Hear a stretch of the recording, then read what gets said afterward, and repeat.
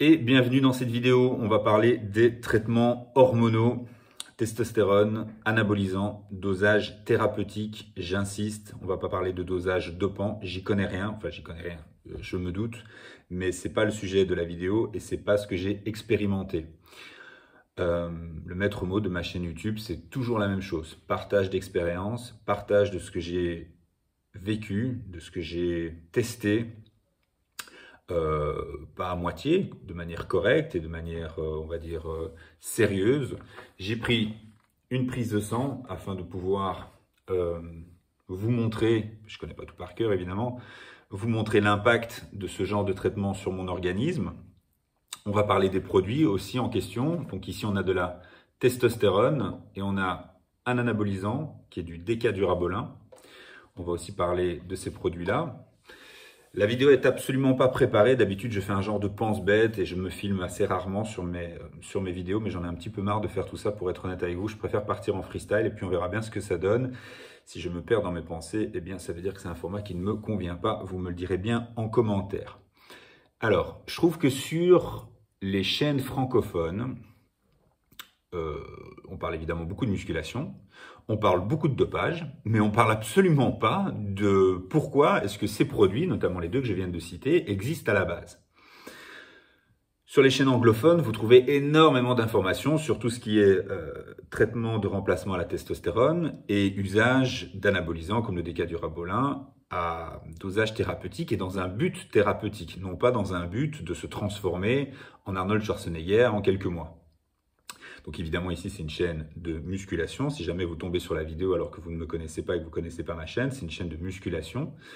Donc oui, tout ça est intimement lié, on ne va pas trop se voiler la face, mais on peut avoir usage de ces produits de manière raisonnable, de manière contrôlée, sous prescription médicale, avec recommandation médicale sortant de pharmacie.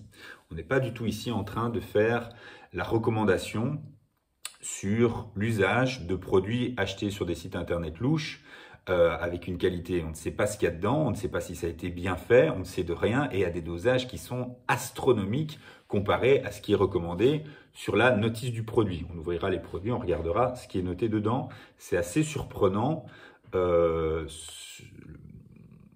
où se met le dosage thérapeutique et où se met le dosage dopant. C'est à des années-lumière des fois. Donc je le disais, je trouve que c'est un petit peu pauvre au niveau information. Donc moi, ça m'a permis d'énormément apprendre l'anglais parce que je suis fasciné par ce sujet. Je serais incapable de le parler, mais je le comprends très bien au jour d'aujourd'hui grâce à l'obligation de devoir s'informer sur des chaînes anglophones. Mais c'est vrai qu'en francophone, il n'y a vraiment pas grand-chose. Donc voilà, je prétends pas du tout que je lance le sujet sur la table, mais en tout cas, on va en parler ensemble. Je le répète, j'ai pas pris de notes et j'ai pas préparé la vidéo, mais je pense qu'on pourrait démarrer par le premier sujet, c'est pourquoi faire ça. Alors, au niveau de la testostérone, j'ai une vidéo, je la mettrai dans la description, j'ai une vidéo sur pourquoi remplacer sa testostérone. J'avais appelé ça stimuler ou bien remplacer sa testostérone. Qu'est-ce qui est le plus judicieux? Qu'est-ce qui est le plus intelligent? Et aussi, surtout, à qui est-ce que ça s'adresse? Je pense que si vous êtes en dessous de 35 ans, oubliez tout ce genre d'idées. Vous avez probablement une testostérone qui est très très bien, surtout si vous êtes encore un gamin de 18-25 ans, ça n'a absolument aucun sens, oubliez tout ça. J'aurais même tendance à dire zappez ma vidéo, sauf si le sujet vous fascine aussi. Mais si vous fascine si jeune, c'est qu'il y a un truc louche. Par contre, une fois un certain âge, c'est vrai qu'au jour d'aujourd'hui, on a, et surtout pour nous pratiquants de musculation, il ne faut pas se voiler la face, c'est intimement lié, on a une baisse de testostérone qui est assez remarquée dans la population, c'est lié à tout un tas de choses, hein, surtout à un monde qui est pro-oestrogénique, hein, donc l'œstrogène c'est l'hormone féminine, mais qui est tout aussi importante pour l'homme. Qui fait que voilà, ce monde moderne aurait tendance à faire baisser notre testostérone de manière assez significative.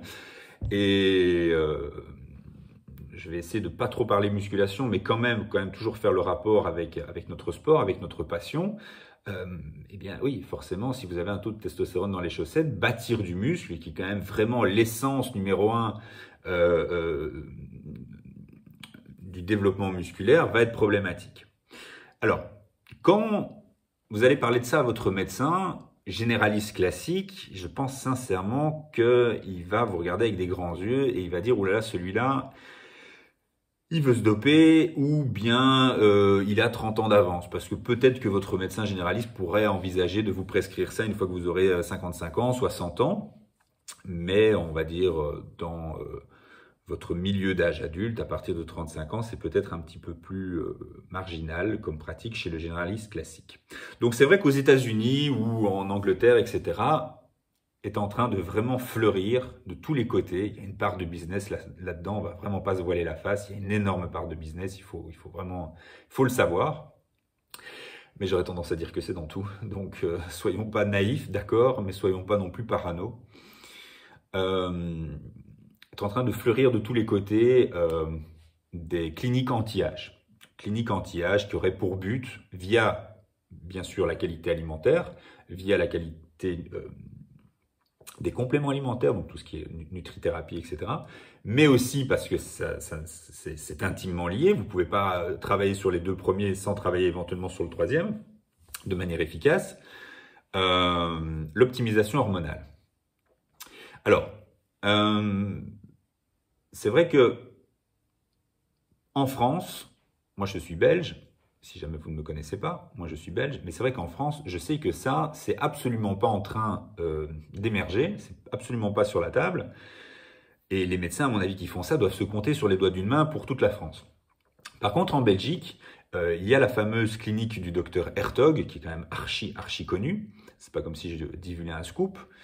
Et qui, à mon avis, a, les années passant, contribué à la formation de tout un tas de docteurs qui sont maintenant spécialisés là-dedans. Donc, aux États-Unis, c'est devenu vraiment monnaie courante, en Angleterre aussi, très probablement, en France, il faut oublier, et en Belgique, c'est en plein essor, et c'est assez, comment dirais-je, ça a le vent en poupe, et c'est vrai que c'est la réponse à énormément de problématiques de santé de beaucoup de gens. Beaucoup de gens vont consulter leur généraliste classique, reçoivent des réponses qui n'ont ni queue ni tête, et puis les gens sont de plus en plus intelligents, les gens sont de plus en plus informés, les gens, évidemment ça c'est la richesse d'Internet, et on peut échanger les uns les autres. On remet beaucoup plus vite en cause les recommandations d'un médecin, et à juste titre, je trouve, parce que les médecins avaient peut-être tendance à une époque d'un petit peu rester sur leurs acquis, et la médecine, c'est pas ça. J'entends encore le docteur Résimon dans une vidéo que j'ai écoutée dire la médecine, c'est apprendre tous les jours. Ben, ce docteur, il a bien raison, il a 60 ans, il a plus de 40 ans d'expérience, et lui, il apprend encore tous les jours. Et donc voilà, les médecins qui, parce qu'ils ont 50 ans, 60 ans, estiment qu'ils connaissent tout, ben, ils ont rien compris cela. Donc ça, c'est un grand mensonge. Alors, est-ce que la thérapie hormonale, les cliniques anti-âge sont la réponse? Voilà, comme tout, ça va sûrement encore évoluer, ça doit encore sûrement s'améliorer, mais je trouve quand même que c'est une réponse beaucoup plus intelligente pour un homme, on va dire, de 40 ans, dépressif, qui a pris du poids, qui perd des muscles, perd probablement de la densité osseuse, se sent pas bien, n'a plus de libido, enfin génère tout un tas de maux, plutôt d'aller lui mettre un médicament symptomatique sur chaque mot, donc je sais pas moi, pour gérer par exemple son prédiabète, pour gérer ses douleurs, pour gérer sa perte de poids, pour gérer sa libido, pour gérer ceci, pour gérer cela. C'est vrai que tout ça peut trouver une réponse assez évidente, assez logique quand on s'y intéresse un petit peu dans les traitements hormonaux, par exemple, avec une testostérone. Et c'est vrai que moi, j'ai pas de soucis à envoyer des amis, des collègues, peu importe, s'intéresser à un traitement hormonal une fois un certain âge. Ou une fois tout un tas de mots accumulés qui fait que on se dit, moi, c'est plus possible, il me faut une réponse qui a plus une logique à la source plutôt qu'aux symptômes. Et c'est là encore la grande différence entre la prise d'un médicament purement chimique et la prise éventuellement d'hormones. C'est que malgré tout, même si la source est exogène, la source vient de l'extérieur, je suis bien d'accord avec vous, mais enfin malgré tout, il y a une réponse au niveau de la causalité et non pas du symptôme. Et moi, je trouve que c'est beaucoup plus intelligent. Donc, voilà, effectivement, si on a tous ces mots-là, je le répète, perte de libido, prise de poids, manque d'énergie, manque de lucidité, manque de confiance en soi, caractère un peu soumis, on s'en fout un petit peu de tout. Difficulté pour les pratiquants de musculation à prendre du muscle, à perdre de la graisse, ça répond pas de congestion. On voit que probablement l'organisme, le métabolisme est un peu à côté de ses pompes. Bon, évidemment, il y a tellement de choses dont on pourrait parler, donc c'est évidemment beaucoup plus compliqué que ça. Il faut voir votre passé sportif. C'est sûr que si quelqu'un a fait du sport pendant 20 ans, il a arrêté pendant 2 ans, il va reprendre, ça va être bien différent qu'un homme qui a tout le temps été sédentaire. Mais malgré tout, voilà, on peut quand même généraliser un petit peu tout ça. La testostérone peut être très intéressante. Et pour faire le parallèle avec le milieu du dopage, puisque bon, je le répète, c'est quand même une chaîne de musculation, on est quand même un petit peu informé sur ce qui se passe à ce niveau-là. Ici, moi, j'ai du Sustanon. Le Sustanon, c'est de la testostérone qui est divisée en 4 esters. L'ester, c'est quelque chose qu'on ajoute à la testostérone afin qu'elle se diffuse dans votre organisme. En France, ils ont l'androtardil, qui est une testostérone édentate. C'est une testostérone à diffusion moyenne. En général, les gens disent lent, mais alors je ne sais pas où est-ce qu'on va, dans quelle catégorie est-ce qu'on va mettre l'undécanoate, qui est une diffusion très très lente, qu'on va vraiment donner éventuellement aux personnes âgées, afin qu'ils aient une diffusion de testostérone très très lente qui va se prolonger en mois dans l'organisme, alors qu'un édentate, donc l'androtardil, va se diffuser quand même en quelques jours. Et si on en croit la notice, c'est une injection de 250 mg toutes les 3 à 4 semaines. Bon, ça, c'est pas de l'androtardil, c'est du Sustanon, comme je l'ai dit. Le Sustanon, c'est un petit peu différent puisqu'il est divisé en 4 esters qui vont agir tous les 4 avec, on va dire, un temps de réaction un petit peu différent. Personnellement, je ne sens absolument pas la différence. J'aurais peut-être tendance à dire que oui, effectivement, le Sustanon aura peut-être une réponse un peu plus rapide, probablement grâce à l'ester propionate qui est dedans, qui est un ester très rapide. Mais je pense que sur le long terme, la prise de l'un ou la prise de l'autre, puisque tout ça va, on va dire, se chevaucher, à force de faire vos injections, la diffusion va se chevaucher. Je pense que la prise de l'un ou la prise de l'autre n'a pas beaucoup d'influence. Maintenant, quand on va sur les sites spécialisés, effectivement, il y a beaucoup de choses qui expliquent à quel point l'édentate est conseillé et préféré de par sa stabilité. Mais moi, personnellement, je sens absolument aucune différence et je vais privilégier le Sustanon. Pourquoi? Parce qu'il est beaucoup moins cher en Belgique. Quelque chose de beaucoup moins cher. Mon expérience personnelle par rapport à ce produit. Alors, comme tout médicament, comme toute prise de chimie, c'est pas de la chimie pure, c'est plus compliqué que ça. Un Dafalgan, c'est de la chimie pure. De la ciprofloxacine de merde, c'est de la chimie pure. Ça, malgré tout, c'est une hormone. Donc, votre testostérone, elle est dans votre corps. Sans ça, il n'y a plus rien qui va.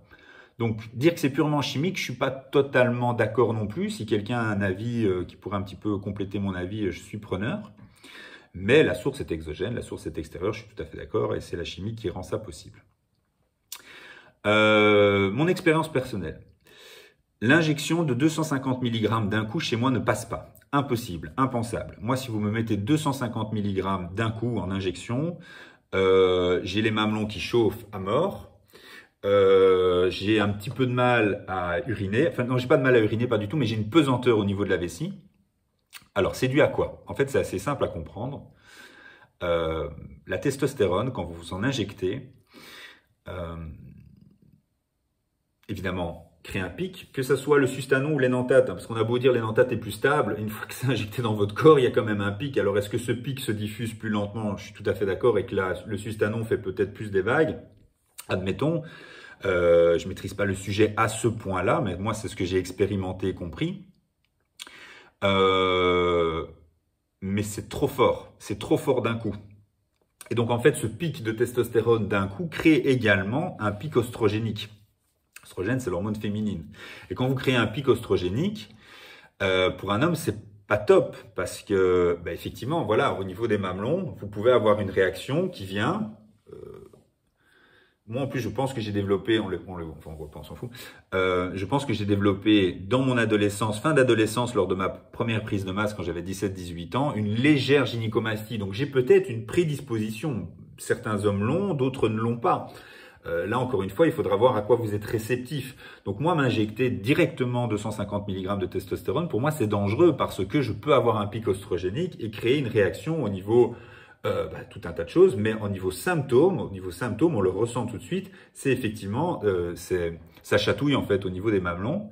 Et au niveau de la vessie, ça peut s'expliquer aussi par une autre hormone, mais l'oestrogène est lié aussi à ça, c'est l'hormone DHT, ne me demandez pas le nom exact, c'est pas que je l'ai oublié, mais je vais dire des conneries, et qui va avoir une influence sur votre prostate. Et donc peut-être, je soupçonne d'avoir la prostate qui réagit un petit peu à cette grosse injection de testostérone, qui gonflerait un petit peu et qui pourrait pendant quelques jours un petit peu enquiquiner la vessie. DHT qui sera donc lié à la prostate, on est d'accord, et qui sera aussi lié éventuellement à la perte de cheveux. Donc il faut faire attention à tout ça. Et de toute façon, très honnêtement, avec toutes mes recherches et toutes mes lectures, l'injection de 250 mg de testostérone d'un coup, c'est vraiment vieille école. C'est vraiment vieille école. Je vous montre l'ampoule. Voilà. Je suis complètement à côté de mes pompes ici. Voilà. Soit. Et sur la notice, ils disent toutes les 3 à 4 semaines. C'est vraiment, vraiment, à mon avis, une vision pour papy, qu'il ait quand même un minimum de testostérone. Je ne sais pas où est la posologie. Vous voyez ici, ils expliquent. Ce diagnostic doit être confirmé par 2 dosages séparés de testostérone dans le sang, ainsi que la présence de symptômes tels que impuissance, infertilité, diminution de la libido, fatigue, humeur dépressive, perte osseuse due à un faible taux d'hormones. Je trouve que ça, c'est très important. Perte osseuse, bon, on n'a pas ce problème à 35 ans, on est bien d'accord, sauf si on a des problèmes de santé, mais une fois un certain âge, voilà, donc ces médicaments ont quand même été pensés pour ça, et non pas pour bâtir des monstres qui se présentent à Olympia. La testostérone est nécessaire à la croissance normale, au développement et au fonctionnement des organes sexuels masculins et à l'apparition des caractères sexuels secondaires masculins. C'est d'ailleurs la raison pour laquelle les jeunes filles qui veulent devenir des mecs reçoivent ça. C'est le même produit. Ils vont recevoir leur androtardil toutes les, je sais pas, moi je vais peut-être dire une connerie, toutes les 3-4 semaines. À mon avis, ça doit être très similaire à la posologie qu'on donne à papy. Donc la substance active de sustanon sont transformées en testostérone dans votre corps. La testostérone est l'hormone masculine naturelle connue sous le nom d'androgène. Donc c'est un petit peu la nuance entre androgène et anabolique. Il y a un ratio, il y a un équilibre entre l'anabolisme et l'androgénisme. Androgénisme, je ne sais pas si ça se dit, en tout cas entre anabolisme et androgène. Et c'est d'ailleurs là que rentrent en scène les anabolisants purs, on va dire, comme le décadurabolin, qui auront un ratio anabolique beaucoup plus haut par rapport à leur ratio androgène. Ce qui n'est pas parfait non plus, c'est pas aussi simple que ça. Qu'est-ce qu'ils disent d'autre d'intéressant? Sustanon est utilisé chez l'homme adulte pour remplacer la testostérone afin de traiter divers problèmes de santé, on les a dit là tantôt, hypogonadisme, donc c'est le terme médical pour le manque de testostérone. Ce diagnostic doit être confirmé, je viens de le lire. Mais où est la posologie? Pas possible qu'il n'y ait pas la posologie sur ce truc. Enfin bon, en tout cas, je suis certain, je la trouverai peut-être, je ne vais pas vous faire chier avec ça. Je suis certain en tout cas que c'est toutes les 3 à 4 semaines. Oh, allez. J'ai pas envie de dire de conneries, même si je suis certain.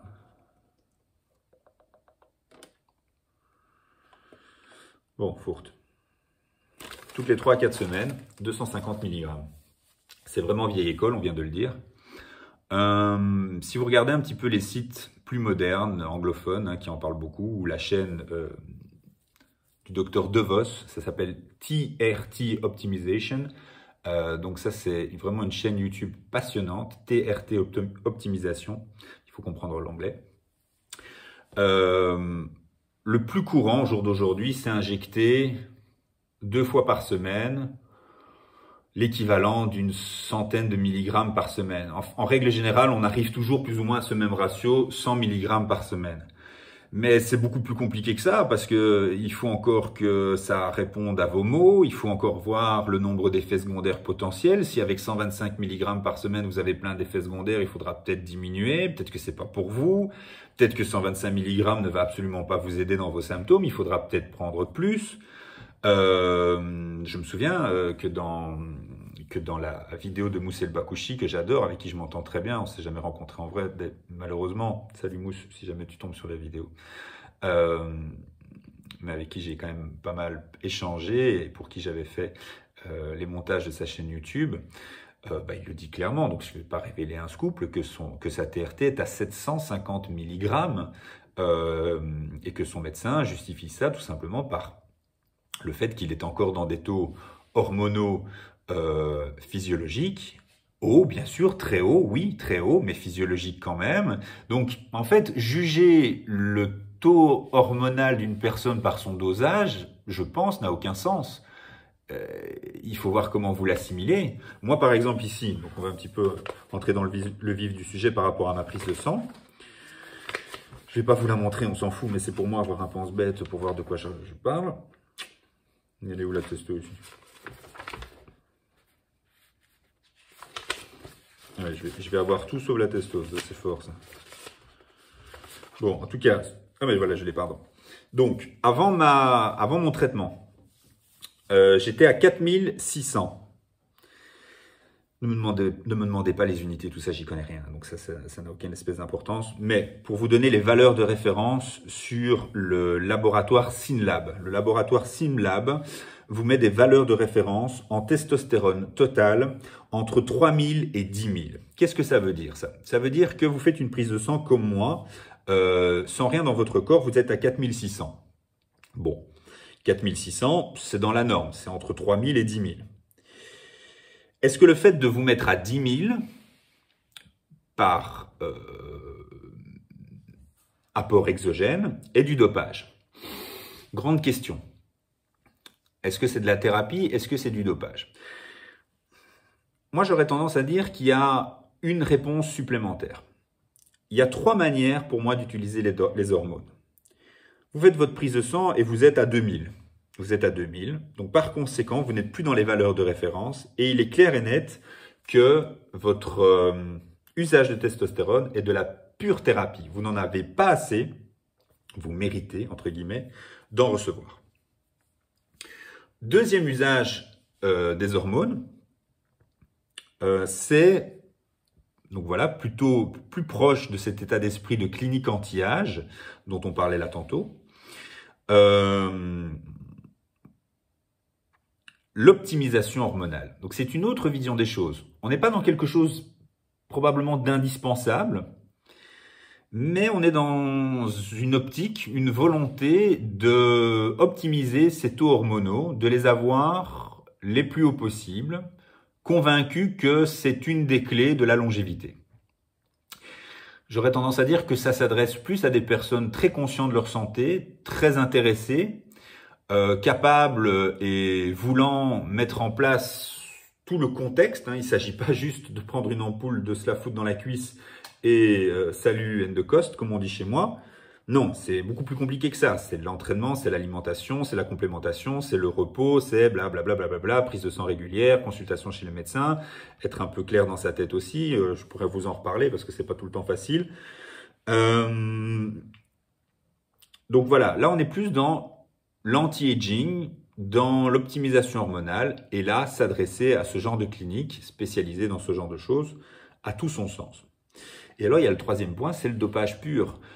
Ça, vous donnez ça à un vrai bodybuilder compétition, il vous rit à la gueule, il va dire « Qu'est-ce que tu veux que je foute avec ça? Moi, j'en ai besoin d'une par jour, d'accord pas d'une toutes les 3-4 semaines, d'une par jour. » Vous voyez un peu la différence. D'une par jour de testo, hein.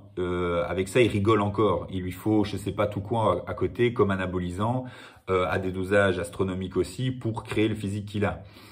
Donc, incomparable, rien à voir. C'est comme si vous me diriez, je prends, et encore, ma comparaison a ses limites aussi, je suis pas très fan, mais enfin, c'est pour dire deux. Comparer un dafalgan à 1000 dafalgan. Lui, il prend 1000 dafalgan, j'en prends un. Est-ce qu'on est les mêmes utilisateurs de dafalgan? Je crois pas. Donc, je sais plus où j'en étais avec la testostérone. Voilà, donc la question, c'est de savoir. Moi, je suis à 4600 naturel, en fait, sans prise de produit à côté. Est-ce que le fait de me monter à 10 000 est du dopage? Bon, bah voilà, grande question. Je vous laisse juge de... Je prends un truc là.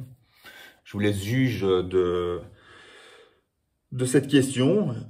Moi, je suis très nuancé. J'aurais tendance à dire que non, parce que voilà, les valeurs physiologiques de référence sont jusqu'à 10 000. Et donc, de manière générale, je ne suis pas d'accord. Non, c'est pas du dopage. Il y a des hommes sur la Terre qui ont 9 000, qui ont 10 000 de manière naturelle. Pourquoi pas moi, entre guillemets? Ou bien peut-être que j'ai eu 9 000, 10 000 il y a 15 ans. Et pourquoi est-ce que... Bon, je le sais pas parce que je n'avais pas de prise de sang. Et pourquoi est-ce que je les ai plus aujourd'hui? Est-ce que le fait d'avoir une dégringolade des hormones avec l'âge est tout à fait naturel? Et au contraire, est-ce qu'il faut pour la santé? Ce genre de médecin, évidemment, est convaincu que non. Donc, on est presque dans de la croyance, là. On n'est même plus vraiment dans de la science. On est presque dans... Je parle pour nous, nous patients, hein, pour nous patients, nous, entre guillemets, consommateurs. Eux, évidemment, ont tout un tas de preuves scientifiques et tout un tas d'arguments, mais il y aura des contre-arguments. Donc, tout ça est encore une fois bien plus compliqué que ça. Donc, en tant que nous, patients, on est plus dans de la croyance. Est-ce que je vais aller chez le médecin qui va optimiser mes hormones avec de la testostérone et me faire me sentir mieux? Est-ce que je vais plutôt aller chez l'autre médecin qui va me filer du Prozac et du Dafalgan parce que j'ai mal partout et que je pense et que j'ai envie de me buter? Bon, voilà. Donc ça, c'est de la croyance. Moi, mon choix est fait. Je préférais évidemment rien du tout, mais si je dois choisir un des deux, ce sera via les hormones. Je raconte un peu tout et n'importe quoi. Je ne sais pas du tout si vous allez me dire la vidéo, Gérard, elle était bien saoulante ou bien est-ce qu'elle était intéressante? On verra bien. Alors, sous traitement. Alors ça, c'est très étonnant. Sous traitement, ma testostérone totale, il faut savoir que la prise de sang se fait 7 jours après. En tout cas, c'est comme ça que je l'ai fait. Je le ferai peut-être d'une autre manière encore pour avoir d'autres pistes et d'autres informations. Eh bien, je suis quasiment à la même chose puisque je suis à 4700, non plus 4600, 7 jours après l'injection. Ça laisse quand même supposer, c'est pour ça que j'aimerais faire presque une prise de sang, peut-être une toute petite prise de sang, juste pour savoir ce taux-là, que j'étais beaucoup plus haut dans les premiers jours. Puisque la testostérone va créer un pic, elle va descendre tout doucement, et après 7 jours, en fait, je suis à ma valeur naturelle. Je parie qu'il y aura des gens en commentaire qui vont dire « Ah, tu vois, ça, c'est pas naturel, puisque tu dis que là, tu étais naturel. » Soit, c'est qu'ils n'auront pas compris la nuance. Ça peut laisser supposer que j'étais beaucoup plus haut en testostérone pendant 3-4 jours, et puis que tout doucement, ça descend. Et en fait, après 7 jours, je me retrouve à ma valeur naturelle, je le répète. Ma valeur de référence, on va plutôt dire ça comme ça. Par contre, on voit que mon taux d'ostradiol est plus que 2 fois plus haut. J'étais à un taux, je le répète, on ne parle pas d'unité, j'y comprends rien, j'y connais rien. J'étais à un taux de 22 et je passe à 57. Donc ça veut dire quoi? Ça veut dire que moi personnellement, et c'est pas une valeur sûre, c'est pas comme ça pour tout le monde. Donc il faut retenir ça qu'à moitié. Beaucoup d'hommes aromatisent. Aromatiser, ça veut dire convertir la testostérone en hormone féminine, mais c'est plus compliqué que ça. Donc là, clairement pour moi, c'est quelque chose qui ne me plaît pas. Moi, je veux pas ça parce que dans le traitement que j'avais suivi, là on est fin 2020 hein, quand je fais ce traitement. Donc ici, on est début 2022. Je vous parlerai à la fin de la vidéo du nouveau traitement que j'ai envie de mettre en place, d'expérimenter. Et je ferai une vidéo si le sujet a plu. On est déjà à 30 minutes, punaise. Et on n'a encore rien dit. Donc, on est en ostradiol à 57. Alors, le grand classique, quand vous allez sur les sites spécialisés en thérapie hormonale, etc., et puis de toute façon, tous les médecins en général vous proposent la même chose, c'est la prise d'un anti-oestrogène comme l'arimidex ou l'aromacin. Ils ont des subtilités l'un et l'autre, c'est assez complexe. J'ai pas relu avant de faire la vidéo, donc je vais pas en parler parce que je vais dire des bêtises. Mais je suis pas très fan de ça. Moi, je reste bloqué sur le principe de dire, et je l'avais dit dans l'autre vidéo, si c'est pour commencer à prendre de la testostérone pour se sentir mieux, pour régler tout un tas de maux, si c'est pour commencer à prendre un peu de décadurabolin pour aussi tout un tas de maux, et devoir prendre tout un tas de médicaments pour contrecarrer les effets négatifs de ce que vous prenez pour des effets positifs, ça devient une histoire sans fin et ça devient une histoire qui n'a plus aucun sens. Donc moi, j'essaye plutôt de comprendre, il faut malheureusement beaucoup de patience pour ça et beaucoup d'acharnement et de passion, comment trouver le juste équilibre en prenant le moins possible.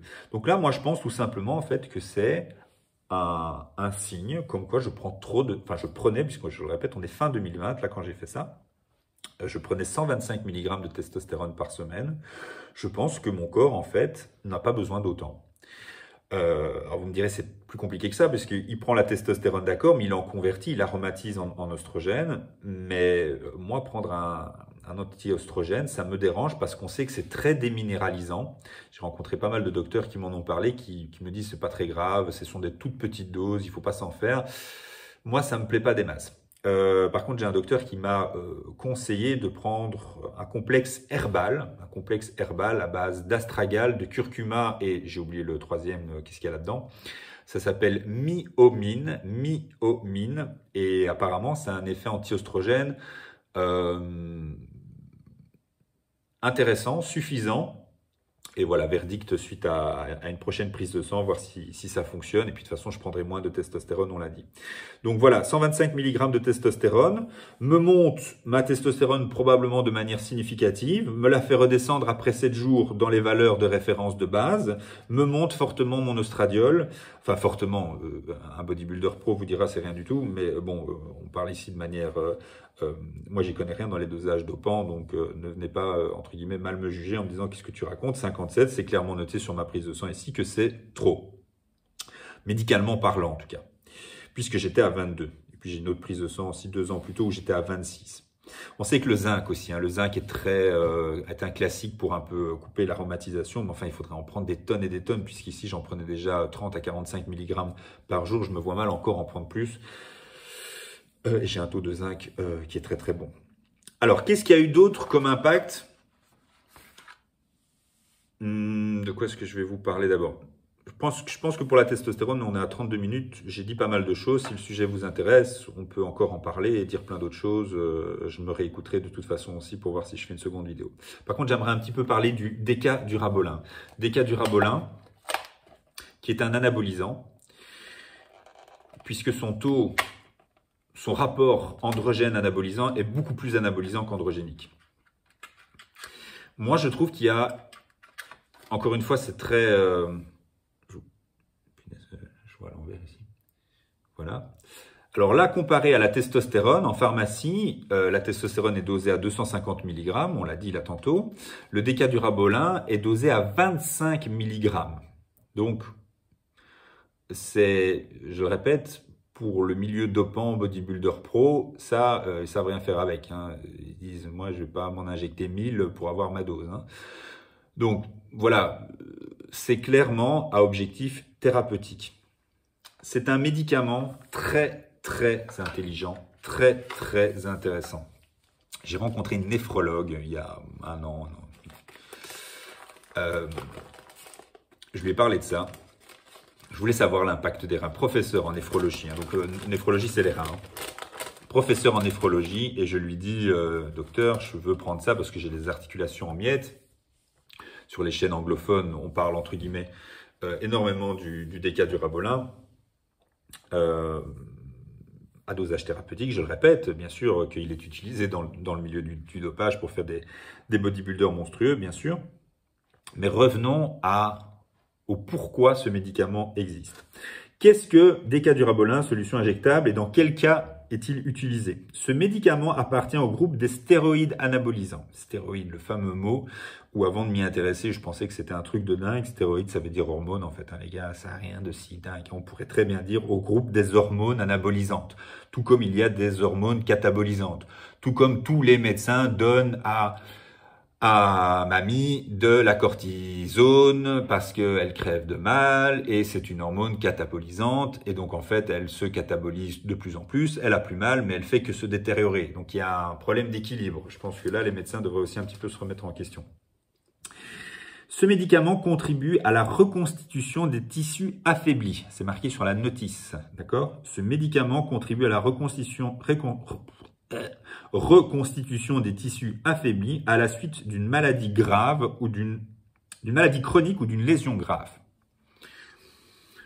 Très intéressant, en tout cas vachement plus que le dafalgan. Je suis pas en train de dire qu'il faut prendre du décadurabolin à la place du dafalgan, ça n'a rien à voir, d'accord? Mais pour moi, le dafalgan doit être une solution ponctuelle, symptomatique.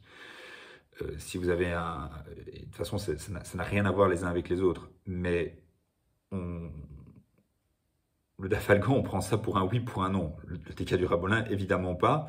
Mais j'aurais quand même tendance à dire que balayer du revers de la main très froidement en se disant ça c'est un scandale, c'est du dopage, c'est des produits très dangereux, c'est un peu facile aussi parce que le dafalgan, si vous en prenez trop, c'est un produit très dangereux aussi et il est pourtant sans ordonnance et vous pouvez en prendre autant que vous voulez.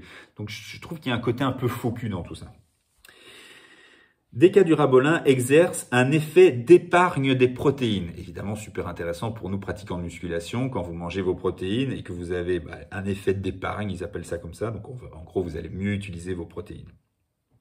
Cet effet sur le métabolisme protéique, observé au cours d'études sur le métabolisme, est utilisé en thérapeutique en cas de bilan azoté négatif, comme dans les maladies chroniques invalidantes et à la suite d'opérations importantes et de blessures graves. À mon avis, je ne sais pas qui donne encore du décadurabolin à une opération importante ou de blessure grave, mais enfin, ce serait intéressant. Si par miracle, il y a un médecin qui m'écoute, je serais tout à fait intéressé d'avoir son avis. Est-ce que c'est encore fort pratiqué dans le milieu médical ou est-ce que c'est totalement marginal? Dans ces conditions, décadurabolin est utilisé comme adjuvant à un complément à des thérapies, des régimes et une alimentation spécifique. En gros, si vous bouffez n'importe quoi, ce médicament, ça sert à rien. Il va en fait rendre le steak que vous allez manger, les œufs que vous allez manger, les calories, les vitamines, les minéraux, les calories, je l'ai dit, que vous allez manger, bien mieux utilisés. Les acides aminés, puisque c'est ça, les protéines, vont être bien mieux utilisés. Donc, médicament, en fait, super intelligent. Et j'en reviens à l'histoire de la néphrologue, parce que je réalise que j'ai zappé. Je lui disais, docteur, est-ce que c'est dangereux? Est-ce que pour mes reins, blablabla. Je disais, monsieur, je m'excuse, mais 25 mg de décadurabolin une fois de temps en temps, pour quelqu'un qui est en parfaite santé comme vous, il n'y a absolument aucun danger. Et je lui avais absolument pas parlé du dafalgan, vous allez dire que je fais une fixette dessus. Elle m'a dit, je préfère 1000 fois ça que quelqu'un qui prend 2-3 dafalgan par jour. C'est bien plus conseillé. Professeur en néphrologie, d'accord? Ne jamais utiliser des décadurabolin si vous êtes allergique, ça c'est toujours la bonne blague. Ne jamais utiliser un médicament si vous êtes allergique, comme si tu le savais à la base. Donc moi, ma fameuse histoire avec la ciprofloxacine de merde, si je savais que j'étais allergique, je l'aurais jamais pris du con. Donc forcément, ça c'est toujours la bonne blague. Si vous êtes allergique, ne pas prendre. En attendant, t'es crevé, quoi. Alors, posologie. Je vais bien la trouver ce coup-ci. Oui, donc évidemment, ils mettent en garde l'utilisation de stéroïdes anabolisants dans un autre but, blablabla, et aussi pour la santé, on est tout à fait d'accord, tout à fait exact. Voilà, alors ici, en quelle quantité? La posologie dépend de la gravité de l'affection, oui, évidemment, et des effets secondaires et du traitement. La posologie exacte sera déterminée avec le médecin. Donc en fait, il n'y a pas vraiment de règle. Maintenant, évidemment, il y a une fourchette, il y a un ratio. On va pas prendre 25 mg une fois par an. On va pas prendre 250 mg d'un coup. C'est pas, là, on n'est plus dans la thérapie. Intramusculaire, donc bien sûr, exactement comme la testostérone. En temps adjuvant, un régime spécifique pour des pathologies, blablabla. La posologie requise est comprise entre 25, donc une ampoule. C'est un peu dommage d'ailleurs, il faudrait franchement le commercialiser en 50 mg, je trouve.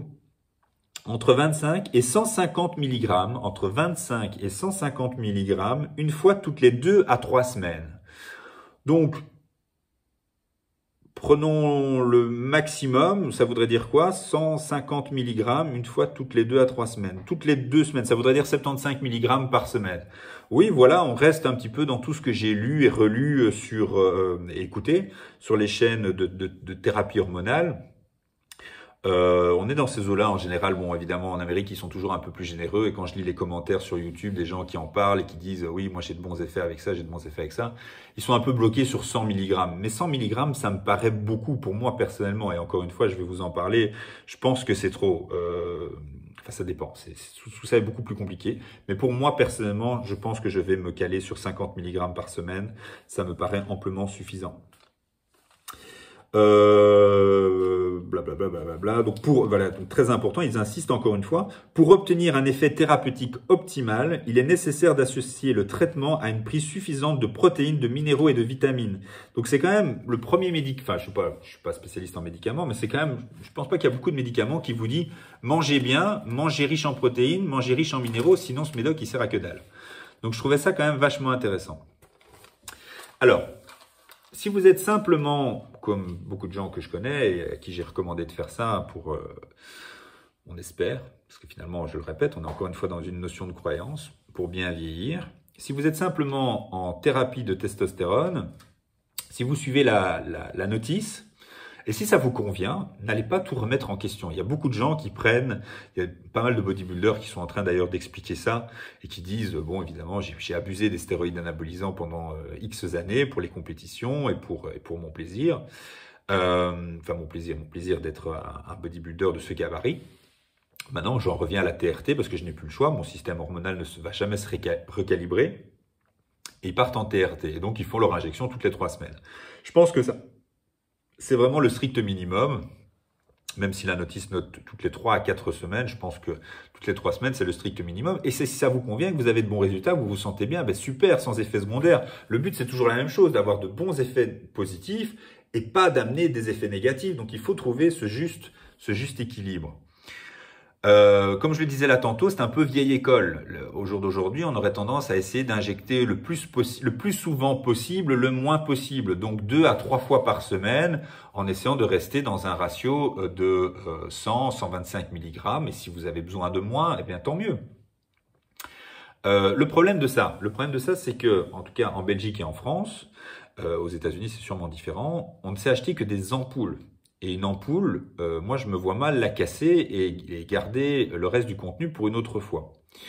Maintenant pareil, s'il y a quelqu'un qui a de l'expérience, je serais ravi d'avoir un commentaire sur comment est-ce qu'il fait pour garder le reste du contenu. Mais moi, voilà, vous allez me dire c'est complètement stupide, peut-être qu'il y a une solution, mais je ne l'ai pas trouvée.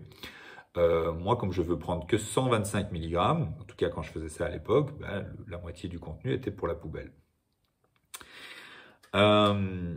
J'en parlais dans la vidéo, hein, si ça vous intéresse d'aller la voir sur la testostérone aussi. Il y a aussi les gels, hein, vous n'êtes pas obligé de faire des intramusculaires, vous pouvez faire les gels. Les gels, c'est très bien en réalité, parce que ça mimique la production naturelle. Vous prenez tous les jours un gel, vous mettez sur votre épaule, vous mettrez sur votre cuisse, apparemment c'est sur l'épaule où ça s'assimile le mieux. Et... oui, c'est ça, ça mimique la production naturelle de testostérone. Tous les jours, votre corps fait un petit peu de testostérone. Et bien là, tous les jours, vous en donnez un petit peu. Donc, je pense qu'il y a beaucoup moins de vagues, il y a beaucoup moins de pics et il y a sûrement beaucoup moins d'effets secondaires avec le gel. Moi, ce qui m'enquiquine avec le gel, c'est le risque de transmission à d'autres personnes. Donc, si vous avez des enfants, une femme, le gel, ça craint. C'est pas une bonne idée. Donc, voilà. Ou alors, vous faites hyper attention. Ou alors, je sais qu'il y a des gens qui mettent ça... en dessous de leur partie génitale. Je pense que la chaîne du docteur De Vos, justement, préconise ça assez. Mais il faut voir quel produit. Il faut une crème, je pense, très spécifique. Il ne faut pas utiliser n'importe quel gel comme le Testarzon, par exemple. Je ne pense pas qu'on peut faire ça. Donc, faites attention. Si jamais tout ça, ça vous intéresse, il faut un gel, il faut une crème spécifique où on peut mettre ça sous les testicules. Effectivement, là, normalement, il n'y a pas trop de danger de transmettre. Soit, on raconte un peu des bêtises. Je voulais en revenir un petit peu sur l'impact au niveau de la prise de sang. Donc, les prises de sang chez Synlab, la première chose je connais pas tout, hein, donc on va pas parler de tout, mais il y a quand même beaucoup de choses que j'ai compris. Quand vous prenez la testostérone et quand vous prenez du DK, en plus, vous allez monter votre taux d'hématocrite, votre taux d'hémoglobine. J'étais à une valeur avant... Donc, mon traitement, j'étais en hématocrite à 48. Donc ça, c'est très bien. Et avoir un taux d'hématocrite relativement haut, c'est pas mauvais, hein, mais il faut pas qu'il soit trop haut. Donc 48, ça aurait pu être un chouïa plus haut, c'est pas un souci, ça aurait pu être 50, pas de problème. Mais là, je suis monté à 55 et je sais que 2-3 semaines après, j'étais à 56 parce que j'ai une autre prise de sang. J'étais à 56. Ça me plaisait pas. Parce que ça peut rendre votre sang, enfin ça peut rendre, non, ça rend votre sang visqueux. Et un sang visqueux, c'est pas très bon parce que ça peut être des problèmes au niveau AVC par exemple. Alors à ça, il y a deux réponses. Il y a la réponse, le grand classique, c'est prendre un petit peu d'aspirine. Pareil, un peu comme l'Arimidex ou l'Aromasan, on en a parlé là tantôt, ça me plaît pas non plus. Donc pareil, on peut travailler avec des choses naturelles. On peut travailler avec les oméga 3. Les oméga 3 à bonne dose vont faire le job. Il y a des enzymes aussi qui vont faire le job. La rutine, je dis pas de bêtises. En fait, la vidéo, je l'ai faite comme une envie de pisser. Là, j'ai dit maintenant, j'ai envie de parler de ça. Donc, j'ai pas relu avant. La rutine, je suis certain que c'est bon pour ça. La bromélaïne, c'est l'enzyme de l'ananas, est bon pour ça aussi. Le gingembre, sûr et certain. Et donc, il y a des compléments. Attendez, vidéo freestyle, tant pis. On fait ça comme ça. Ah, je l'ai pas ici, merde. Oh, tant pis.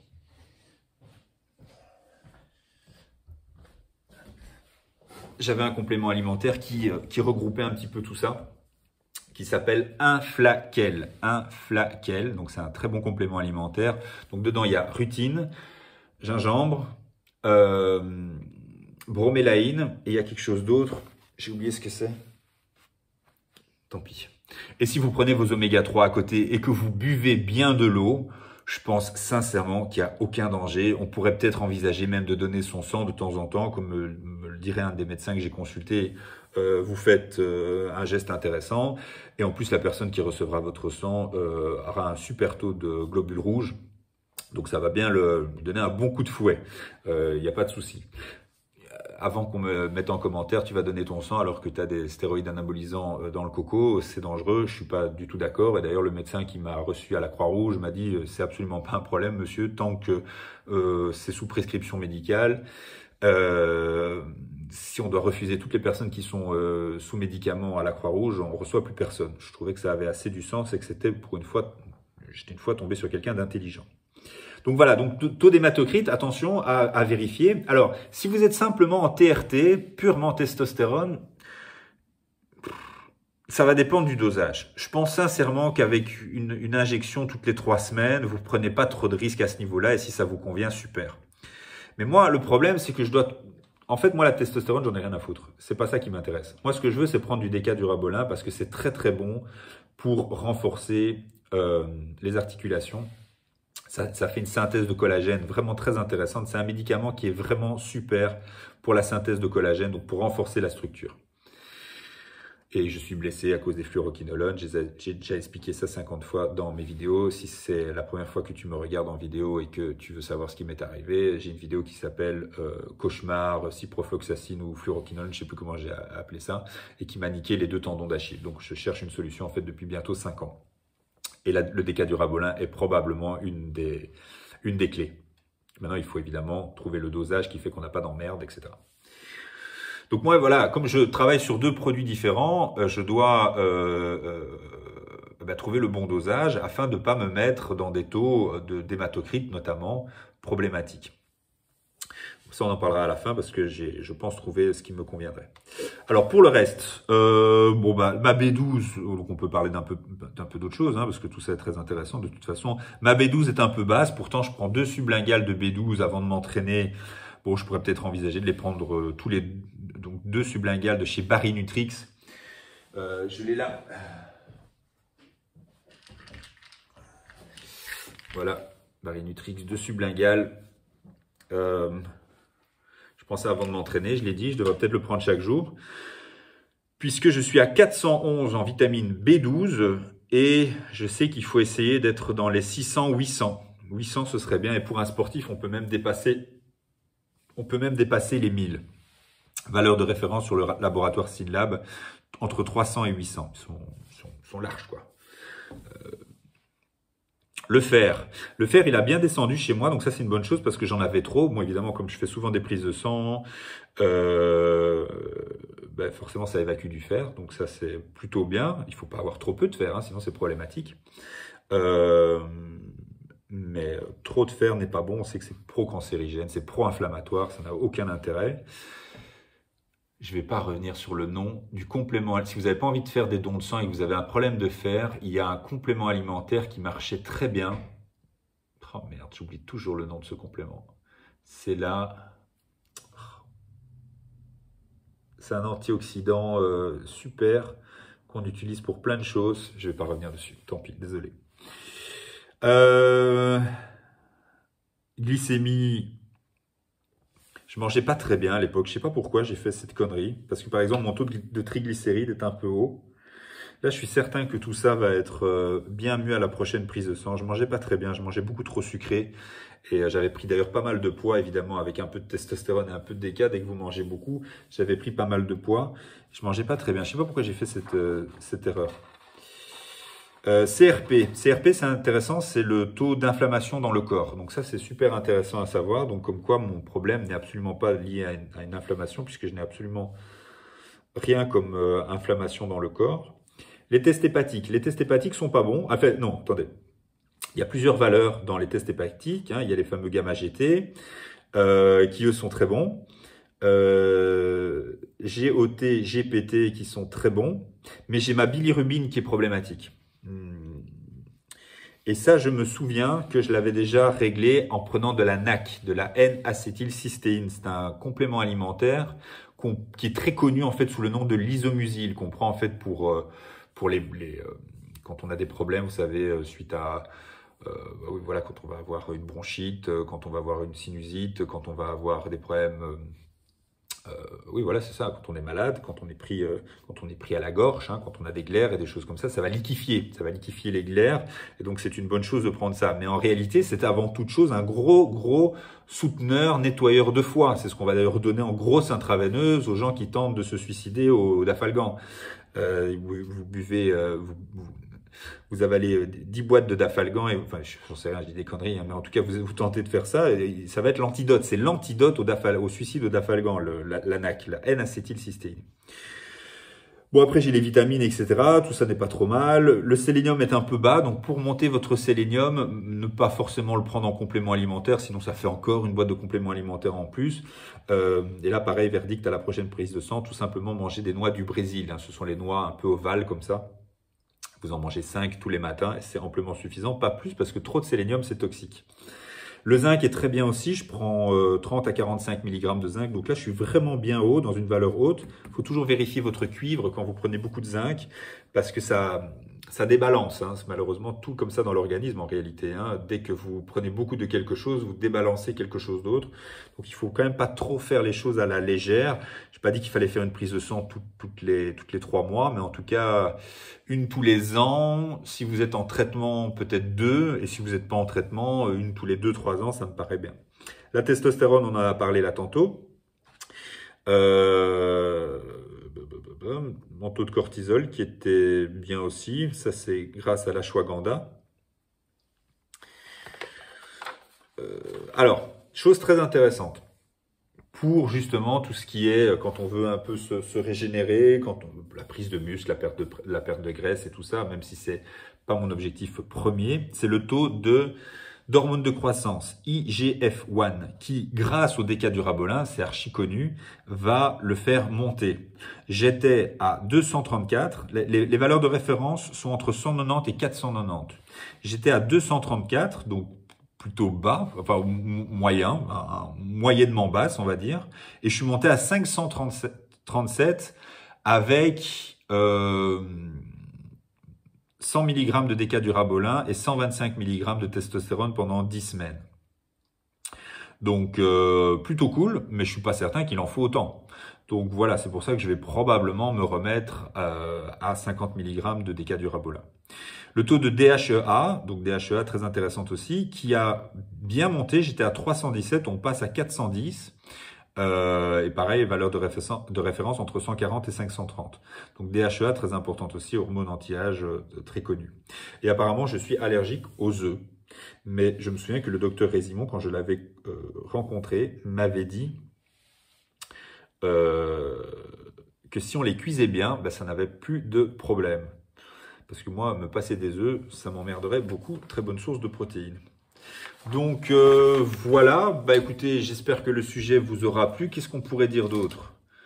Ah oui, donc ce que je compte faire maintenant. Donc moi, un dosage à 125 mg de testostérone plus 100 mg de décadurabolin, pour moi c'est trop. Ça ne me convient pas d'un point de vue symptômes.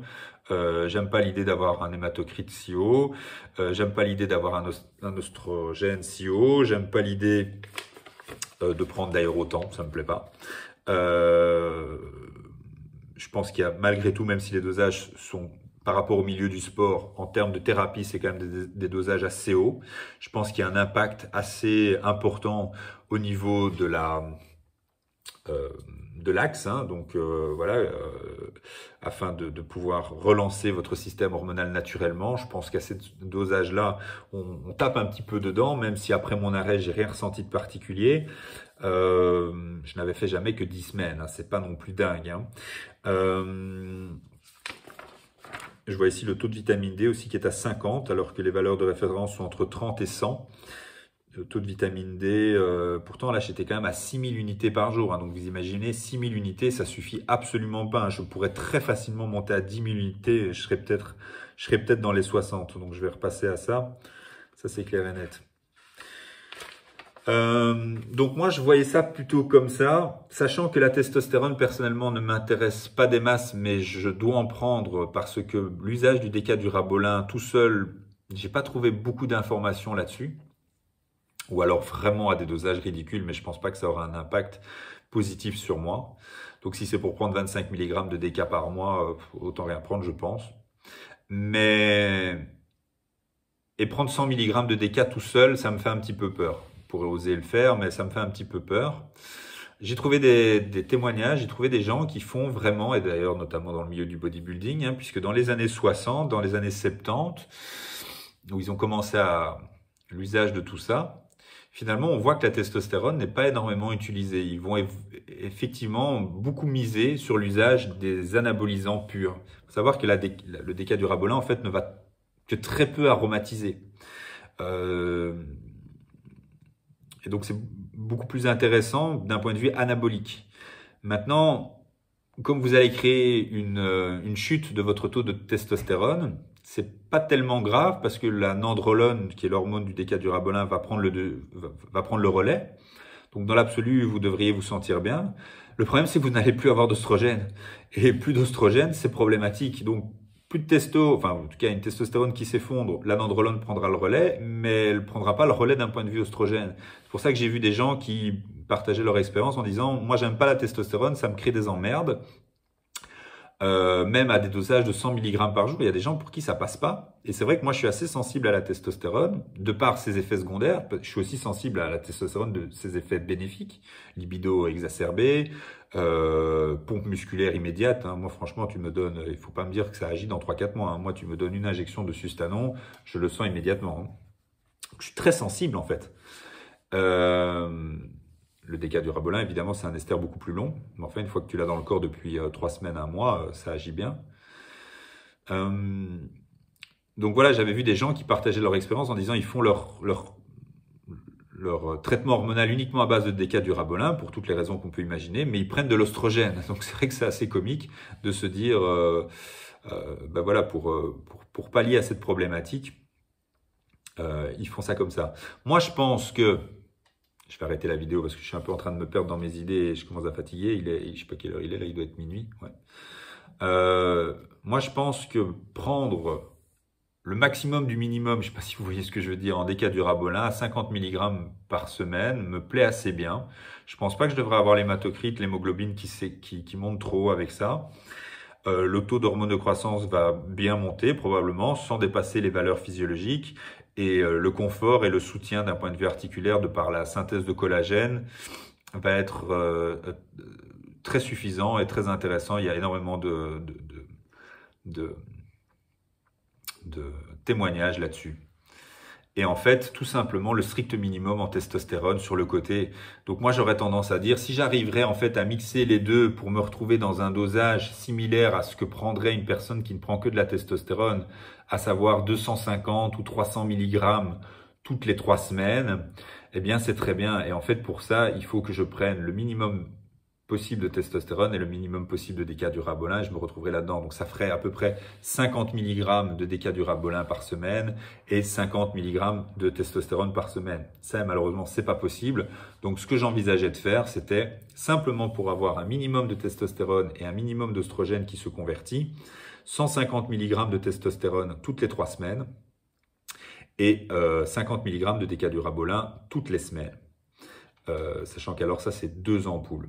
Et je vous avouerai que j'ai fait énormément, donc en 2020 j'avais suivi mon traitement de manière parfaite, 125 mg de testo, 100 mg de déca.